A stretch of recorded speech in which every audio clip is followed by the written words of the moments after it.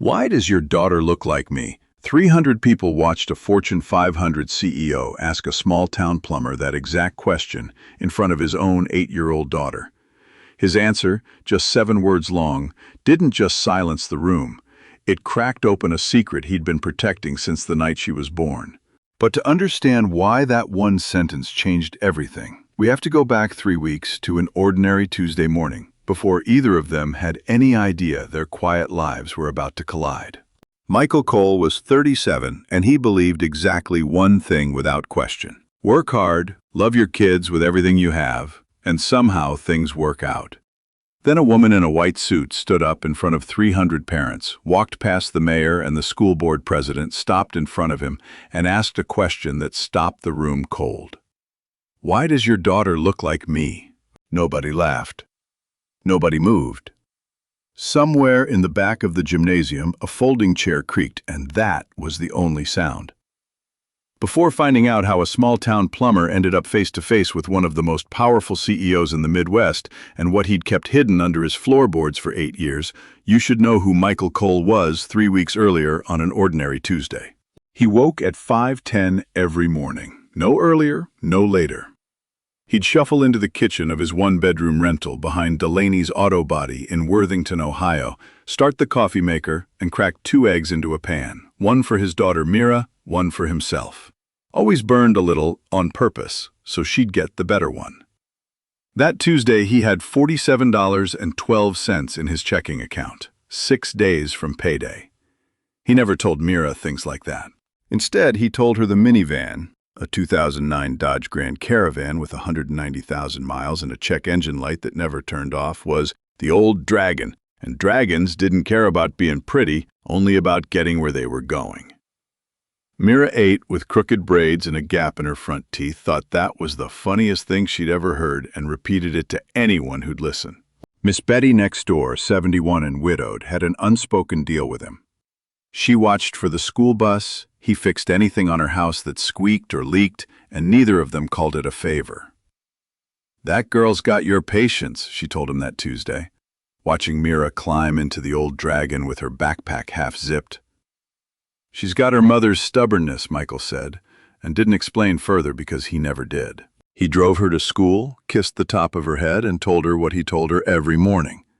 Be kind, work hard, the rest sorts itself out. Then he went to work. A water heater, a garbage disposal, a burst pipe that kept him flat on cold tile for 4 hours. He didn't complain. It paid the light bill. 3 weeks later, Worthington Estates Elementary held its annual Founders Scholarship Night, funded almost entirely by the Whitmore Logistics Group. Its CEO, Josephine Whitmore, had flown in to hand out the awards herself, something she rarely did. Michael wore his one good shirt and sat near the back as always. A cluster of well-dressed parents up front glanced back at him twice, the plumber sitting alone, no wife beside him. "Surprised he found the time," one mother murmured to another, "between jobs." A small laugh passed between them behind a raised program. Michael heard it. He always did. He'd stopped needing people to be wrong about him before he could feel right about himself. Then Mira's name was called for the top essay award. She walked onto the stage in her cotton dress and her father's old cardigan sleeves rolled up twice, and the moment the stage lights hit her face, Josephine Whitmore mid-clap went completely still. She set the program down. She walked past the podium, past the superintendent, past 300 folding chairs, and stopped directly in front of Michael Cole. "Why does your daughter look like me?" The question hung in the gymnasium, like something dropped from a great height, still falling. Michael stood. He didn't raise his voice. He never did. "Because the woman who left her with me 8 years ago had your exact face." For 3 full seconds, Josephine Whitmore did not breathe. Near the stage, her assistant leaned in and tilted a phone screen toward her. A screenshot from an internal company chat time-stamped the night before, board members joking about the CEO's secret daughter with the plumber, laughing emoji included, from a name she recognized instantly. The leaks hadn't started tonight. It had started before she even knew there was anything to leak. Josephine turned and walked out so fast her heels struck the floor like a countdown. Behind her, Mira watched, not frightened, only curious, the way children are curious about weather. That night, after bath time and 2 chapters of a picture book after Mira finally stopped asking why the lady in white had looked at her like she'd seen a ghost, Michael sat alone at the kitchen table. He pulled up a loose floorboard, lifted out a small wooden box, looked inside for 4 seconds, and closed it again. 3 miles away, in the back seat of a black Suburban, Josephine stared at that screenshot, thumb frozen over it, and realized the question she needed answered wasn't, "Why does she look like me?" It was, "Who knew before I did, and what do they plan to do about it?" What Michael Cole had buried for 8 years was about to surface, whether he was ready or not, and next we find out exactly what was waiting for Josephine when the sun came up. By 7 a.m. the next morning, the emergency board meeting had already started without Josephine Whitmore even sitting down. The numbers came in before she'd finished her second coffee. Whitmore Logistics stock was down 6% in pre-market trading. Overnight, a blurry photo of Mira's scholarship portrait had reached 2 industry newsletters, captioned with questions no company wanted asked about its CEO. The board gave her 48 hours. Confirm the child's origin publicly in a way it could defend to shareholders, or face a formal push to remove her. It wasn't a deadline that triggered anything automatic. Bylaws required 5 business days written notice before a removal vote could even be scheduled, but Josephine knew pressure alone could do plenty of damage before a vote was ever cast. 48 hours to explain 8 years she hadn't even known existed. Michael Cole did not call her. He went to work Friday morning the same way he always had, a clogged line in Clintonville, a garbage disposal that had eaten a spoon in Bexley, came home, made grilled cheese, and let Mira win at checkers twice on purpose.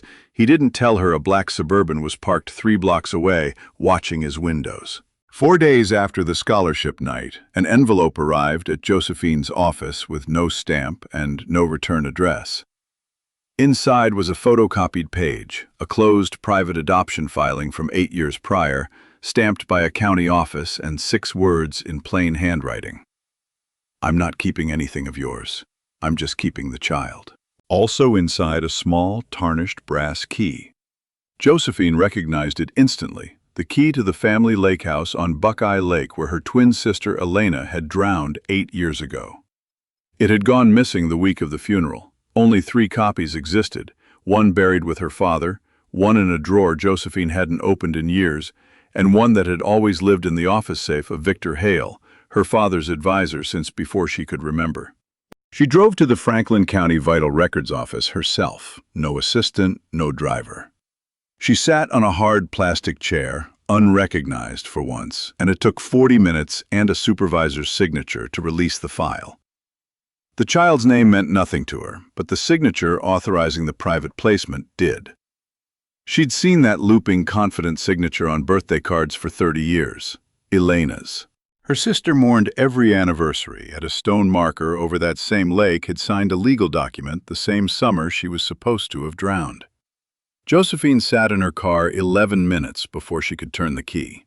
Tucked behind the birth certificate was a cash disbursement receipt from one of nearly 200 shell entities under the Whitmore umbrella, the kind of paperwork nobody outside legal ever read. The authorizing signature belonged to Victor Hale.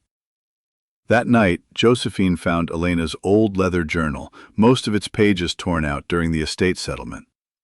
One page remained, the pen pressed hard enough to leave an impression on the sheet beneath. She tilted it to the lamp. The plumber who didn't ask questions. No name. No explanation. She sat on the closet floor for the better part of an hour, running her thumb over the indentation, understanding that whoever tore those pages out had wanted this detail gone most of all, which meant it mattered. Elena had trusted a stranger who never asked for anything in return, and someone had gone to considerable trouble to bury that fact. Back at the apartment, something small and strange happened. Mira had been drawing after dinner, humming, and Michael glanced over to find she'd filled half a page with a looping wave symbol, 3 curved lines stacked like ripples. "Where'd you learn that one, Bug?" he asked, keeping his voice even. Mira shrugged. "I saw it in a dream. I don't know who it belongs to, it just felt important." He didn't tell her it was the exact symbol her mother used to sign every letter back when she was still Elena, a name Michael refused to say out loud. He put Mira to bed early, checked the locks twice, and stood in her doorway, listening to her breathe. Just past 10, headlights swept across the garage bay next door and went dark. Victor Hale didn't knock. He appeared at the mouth of the driveway, hands in the pockets of a gray overcoat, unhurried. "Mr. Cole," he said, "I imagine you know who I am." Michael said nothing, blocking the kitchen light behind him where Mira's nightlight glowed faintly down the hall. "That little girl," Victor continued almost gently, "is, legally speaking, an undeclared asset of a family estate that's never been properly closed. I could have paperwork filed within 24 hours that would put her somewhere far more comfortable than a rental behind an auto shop." "She's not an asset," Michael said, his voice level. "She's my daughter." Victor smiled the smile of a man who'd heard sentiment used as an argument 1,000 times and never found it persuasive. "Sentiment doesn't hold up well in family court, Mr. Cole. Paperwork does. I'd think carefully about which one you're prepared to fight with." He walked back to his car without waiting for a response, because men like Victor Hale never expected one. Michael stood in the doorway long after the taillights vanished, then went inside, checked the lock a third time, something he'd never done in 8 years, and sat down at the kitchen table across from the loose floorboard. Across town, Josephine sat with the brass key in one hand and the cash receipt in the other, and understood with cold clarity that the danger had never come from a stranger, a rival, or the press. It had been sitting on her board the entire time, advising her, smiling at her, calling her Josie since she was 12. And now it was aimed at an 8-year-old girl who'd done nothing but exist. She picked up her phone, not to call security, not to call legal, to call Michael Cole for the very first time, and neither of them yet knew the call would only speed up exactly what Victor Hale had already set in motion. Victor just threatened to take an 8-year-old girl using nothing but paperwork and a signature.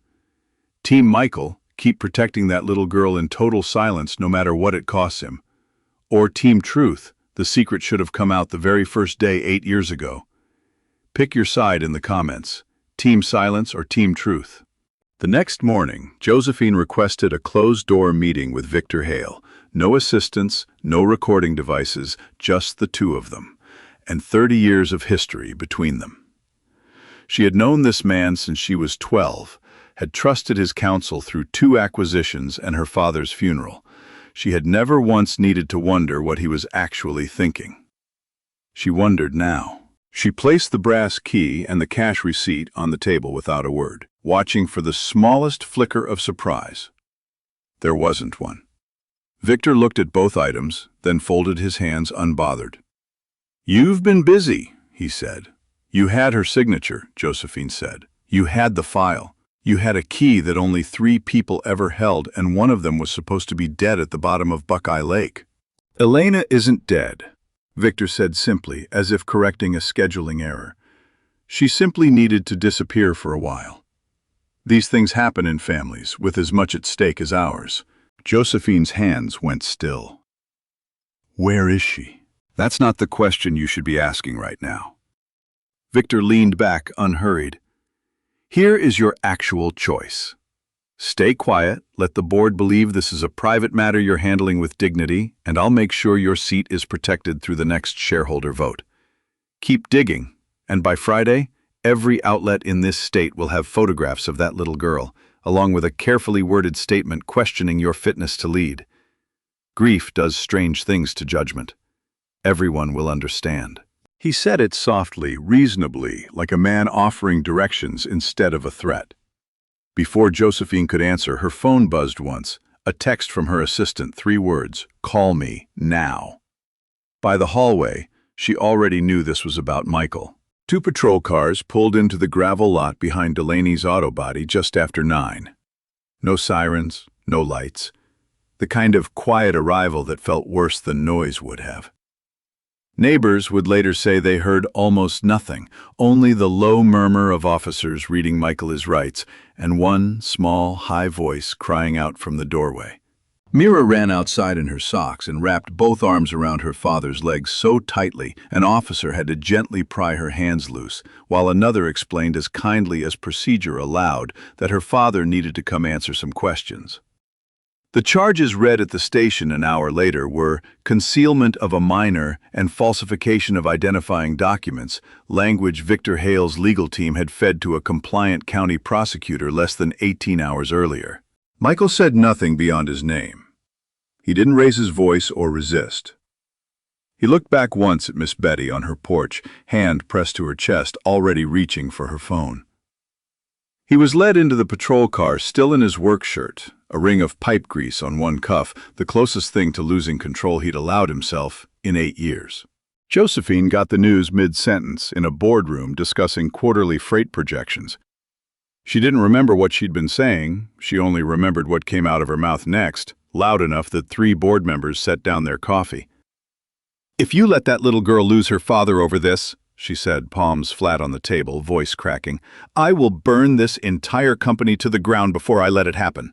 Nobody spoke for a long moment. 2 board members exchanged a glance she'd remember later, once she understood exactly what kind of men they answered to. She left within the hour, called in every favor she'd never used in 15 years of building Whitmore Logistics into a name on 3 continents, and had a private attorney the best in the state outside the county holding facility by early afternoon. There, a young officer approached her, holding something out of place among the clipboards, a plain wooden box, no bigger than a shoebox. "Your little girl brought this in," the officer said gently, "insisted on giving it to whoever came to help her dad. Said, quoting her exactly, he said only open it when the right person comes." Josephine's hands weren't steady when she lifted the lid. No letter, no explanation. Just a blank USB drive and a folded scrap of paper in Michael's plain handwriting. Not yet. Almost time. What Josephine wouldn't learn until 2 days later was that the note wasn't a riddle, it was a signal.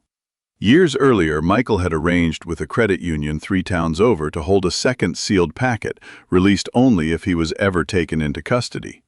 He'd told Mira exactly what those words meant, so if this day ever came, she'd know what to do without needing him there. Josephine sat down hard on a plastic chair, the box in her lap, throat tight. Michael Cole hadn't been caught off guard. He'd been preparing for this exact danger for years, quietly telling no one, protecting a truth so carefully that even in a holding cell he was still somehow the one protecting her. Michael's silence had never been stubbornness. It was arithmetic. Every year he kept the truth buried was a year Mira got to be a kid instead of a headline. And that trade had always felt worth almost any cost, including his own freedom.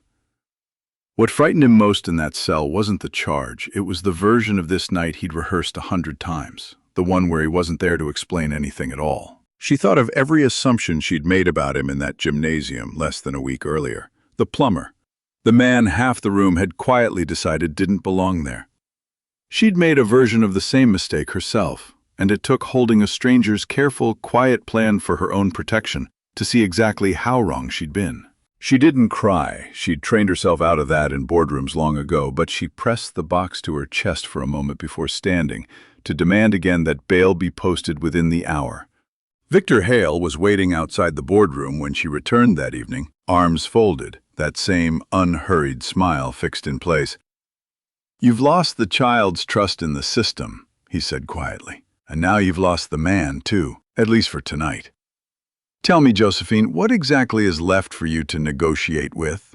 She stopped, hand on the door, and looked at him the way she used to look at underperforming quarterly reports, not with anger, but with the flat attention of someone finally seeing the real numbers. "You've known me since I was 12, Victor," she said. "You taught me a good negotiator never shows their whole hand at once. I'd have thought you'd remember that better than anyone." Something in his expression shifted almost too fast to catch, not fear, but the first flicker of a man recalculating. She didn't wait for a response. She didn't need one, because somewhere across town in a small wooden box she now carried like the most valuable asset Whitmore Logistics had ever touched, the answer was already waiting, and it was about to cost Victor Hale everything he thought he'd already won. Michael Cole spent 36 hours in a county holding cell. No phone call after the first one to his attorney. No window, just a cot and the low fluorescent hum, while Josephine Whitmore did something that had never once happened at Whitmore Logistics. She stood in front of her own board and openly defied every one of them. She used her authority as acting CEO to appoint independent counsel for Michael's defense, paid quietly through a discretionary fund. Then she ordered an emergency audit of every financial record Victor Hale's office had touched in the last decade, starting with shell entity disbursements that traced back to a summer 8 years earlier. The market reacted before lunch. Whitmore's stock dropped 14% in a single trading day. By late afternoon, 3 board members had already drafted a formal statement of no confidence citing erratic leadership decisions inconsistent with fiduciary responsibility. Josephine read it once standing alone in her office with the lights off and set it face down without responding. Michael was released the following morning. The prosecutor's office cited insufficient evidence a forensic examiner had aged the ink and paper on the adoption filing and confirmed it was genuinely 8 years old, not a recent forgery. If the signature was that old, Michael couldn't have falsified it now. The charge Victor's team had built fell apart on its own paperwork. Josephine was waiting in the parking lot when he walked out in the same work shirt, more wrinkled now, more tired, but standing just as straight. She'd sent her driver home and stood there herself, arms crossed against the morning chill. He didn't say thank you.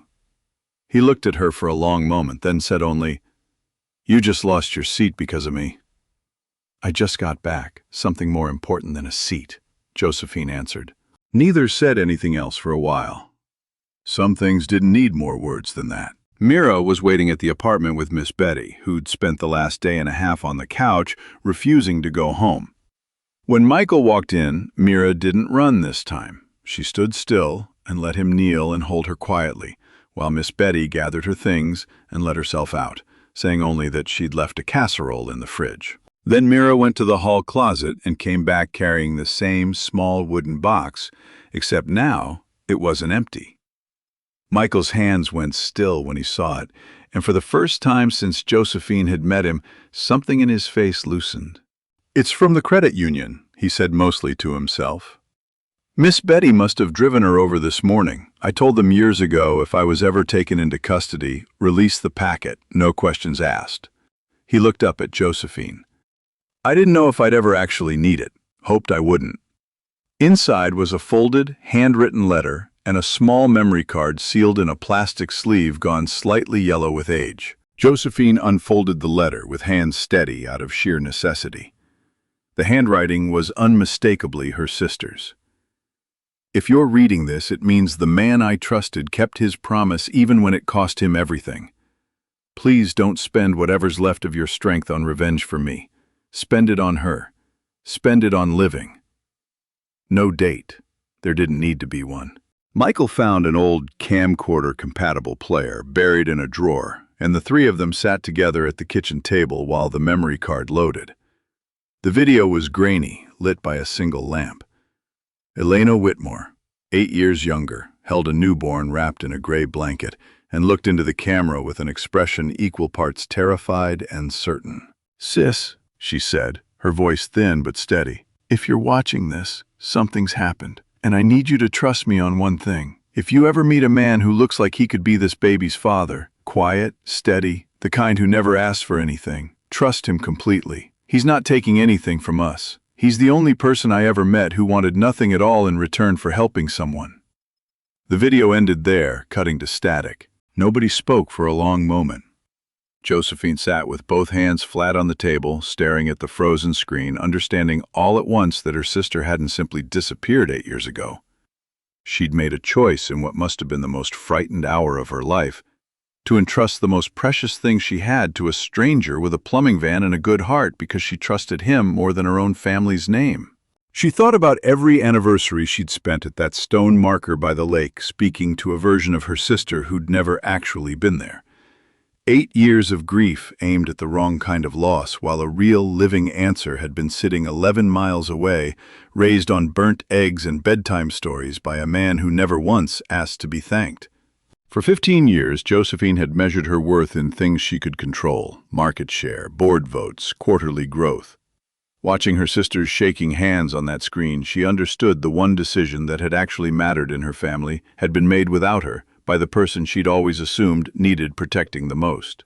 And Michael, steady, quiet Michael, who had never once told anyone, not even Mira, why he kept a locked box under his floorboards, had honored that trust completely, at the cost of his own freedom, his own safety, and very nearly his own daughter. 8 years, Josephine said, finally, barely above a whisper. You knew this whole time. You knew she was...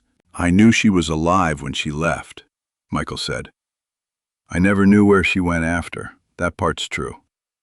I only knew what she asked me to protect, and I wasn't going to break that promise for anybody, not the board, not the police, not even you, until I was sure it was safe. Josephine looked at Mira, who'd fallen quiet, listening with the strange stillness children sometimes have when they understand more than adults expect. Then Josephine's phone buzzed once, breaking the silence entirely. An unknown number, a single text. You just destroyed your own career tonight, Josephine. I intend to take back everything that's mine, including the child. She stared at the screen, then set the phone face down beside the empty wooden box, beside her sister's handwriting, beside the only truth that had ever actually mattered in all of this. He thinks he's already won, she said quietly. Michael reached over and closed the box gently, the way you'd close something sacred. Then he doesn't know yet what's still in here, he said. There's one more thing on that drive he thinks is empty, and it's going to end him. The next morning, Michael did something he had never done in 8 years of guarding a promise. He handed over everything. Not the blank drive Mira had carried into the police station days earlier, that had only ever been a decoy, a way to buy time until he was certain the right people were watching. The real drive had been hidden inside a hollowed-out section of pipe insulation in his work van the entire time, exactly where nobody, not even a search warrant, had thought to look. On it was a recording from the night of the storm 8 years earlier. Elena's own voice, calm and clear, along with a complete chain of internal emails and wire transfers Victor Hale had never imagined would survive this long. Together they laid out, in language even a jury with no financial background could follow, a plan that had put Elena's safety at risk long before she'd ever become pregnant, and a scheme to use whatever child she had as a permanent lever of control over the Whitmore family's shares. Victor Hale was taken into custody within hours, escorted from his own downtown office in front of the same assistants who'd spent 30 years calling him Sir. Authorities described the case as an ongoing investigation into financial fraud and endangerment connected to a private family matter, and asked the public to respect the privacy of everyone involved, especially the minor child. By evening, his name had already been quietly removed from the letterhead. But the consequences didn't stop with Victor. The independent audit Josephine had ordered days earlier had already begun turning up irregularities across the entire Whitmore ownership structure. Irregularities that predated Victor's arrest, implicating decisions made at levels far above one advisor's office. Within a week, Josephine was formally asked to step aside from day-to-day leadership for 90 days, while a court-appointed monitor reviewed the company's governance from top to bottom. She lost more than a title. She lost the easy trust of partners who'd known her for 15 years. She lost the quiet certainty that she'd always understood exactly what kind of company and what kind of family she had inherited. The hardest loss came buried in a box of subpoenaed correspondence her own legal team had been required to hand over. A handwritten letter, decades old, from her father to Victor Hale, approving a plan to permanently push Elena, described only as the difficult one, the one who won't fall in line, out of the family's future entirely.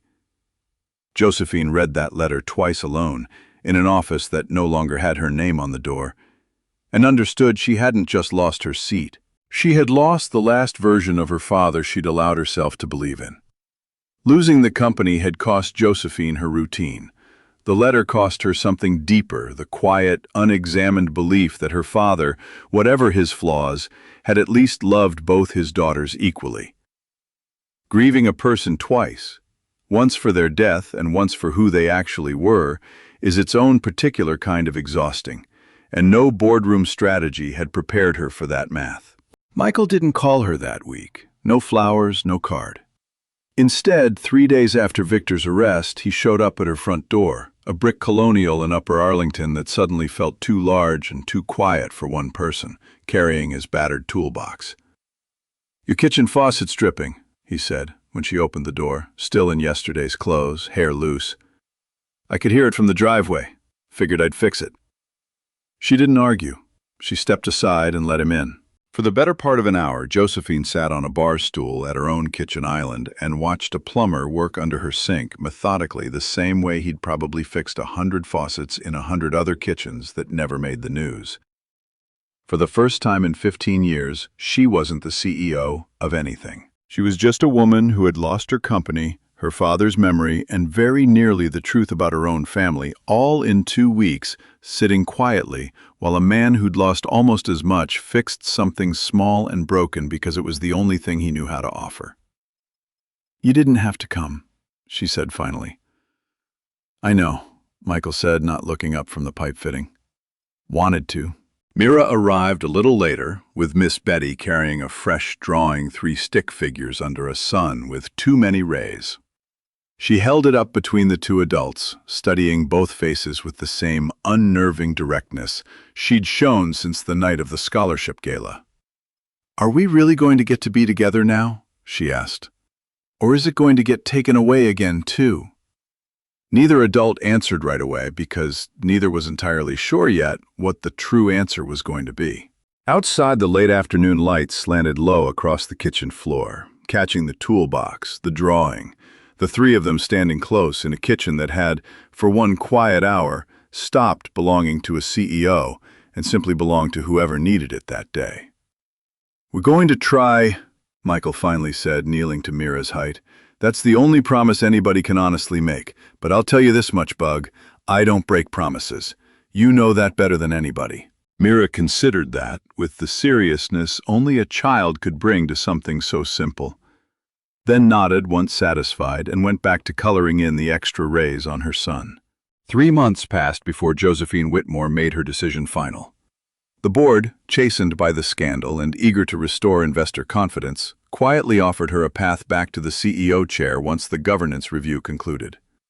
She turned it down in a 2-paragraph letter that took her 11 minutes to write, and never mentioned Victor Hale by name once. Instead, she used a portion of the civil settlement from the Hale case, money she never thought of as compensation, only as long overdue correction, to fully fund a scholarship foundation named after her sister, the Elena Whitmore Fund for First-Generation Students.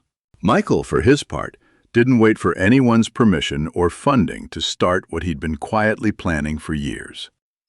He opened a small trade workshop behind Delaney's auto body, free evening classes in plumbing, basic electrical work, and small engine repair for teenagers from Worthington's working-class neighborhoods. Within 2 months, the Elena Whitmore Fund had become its primary source of support, not because anyone announced it publicly, but because Josephine simply signed the check every quarter and asked that her name never appear on the paperwork. Life had settled into something neither of them had dared to expect. Saturday mornings meant pancakes at Michael's kitchen table, Josephine learning badly at first how to flip them without splattering batter across the stove. Mira kept a running scoreboard taped to the refrigerator, Dad 14, Josephine 9, updated in crayon after every checkers game. The porch swing, Michael had fixed for Mira, still creaked on the 3rd board, and nobody had gotten around to oiling it because the creak had become part of the sound of home. Then, on a Tuesday that felt too ordinary to hold the weight of what it carried, one final letter arrived, postmarked from overseas, no return address, the handwriting instantly, achingly familiar. Elena was alive. She wasn't coming back. The letter made that clear in its first line, gently but without room for argument. She had built a quiet life, far from Ohio, far from boardrooms and family names, and had made her peace with never being found. Michael gave you back what you lost. Now it's your turn to give him something back. The kind of peace he's spent 8 years earning and never once asked for. Please don't come looking for me. Just live, all 3 of you, the way I always hoped you would. Josephine read the letter out loud at Michael's kitchen table, her voice steady the whole way through. When she finished, she didn't cry. She folded the paper along its original creases, set it beside her coffee cup, and said the only thing that felt true enough to say out loud. My sister chose the right man to trust with everything that mattered, and it turns out so did I. Mira, listening from the hallway in her socks, ran in, grabbed one of Josephine's hands and one of Michael's, and pulled both toward the small kitchen table where 3 plates were already set. Nothing fancy, just grilled cheese and tomato soup, the same dinner Michael had made 100 times before any of this began. There was no formal proposal that night. No wedding announced, just 3 people sitting at a small table behind an auto shop finally eating dinner together without a single secret left standing between them. Michael's answer months earlier in a school gymnasium, because the woman who left her with me 8 years ago had your exact face, had never just been a statement of fact. It had been the surface of a much deeper promise, one he'd carried quietly for 8 years, and that promise had, in the end, saved all 3 of them. Josephine had lost her company, the image of the father she thought she'd known, and any illusion that power alone could keep the people she loved safe. But for the first time in longer than she could remember, she had a family that hadn't been arranged, bought, or controlled by anyone, only chosen. Michael had lost his freedom for 36 hours, and the safety of silence he'd protected for 8 years. But he'd kept the one promise that had ever truly mattered to him, and earned something money had never been able to buy. The plain, unshakable respect of people who finally understood exactly what kind of man he'd been all along. And Mira, 8 years old, with her father's steady eyes and a mother she would someday understand more fully than most children ever get the chance to, no longer had to lie awake wondering why nobody would answer her questions about where she came from. This story reminds us that the quietest people in our lives often carry the heaviest things, and we rarely find out how much until it comes due. If there's a Michael in your family, someone who fixes what's broken instead of talking about it, don't wait for a crisis to find out what he's carrying. Ask him one real question, then let the silence sit until he answers. If you're the one who's lost your person, your Elena, your reason for waking at 5:10 in the morning, you don't owe anyone a tidy explanation for how you grieve, but let one person all the way in. Half of healing happens in rooms that smell like coffee and cut grass, not in grand declarations. Family was never the name on a deed or a birth certificate. It's grilled cheese on a Tuesday, a porch swing that still creaks on the 3rd board, and a man who shows up with a toolbox instead of a speech. These are authentic human stories shaped by real pain and real dreams. AI helped only with grammar flow and structure. The heart, the moral weight, and the life-changing family lessons belong entirely to the human creators and their audience.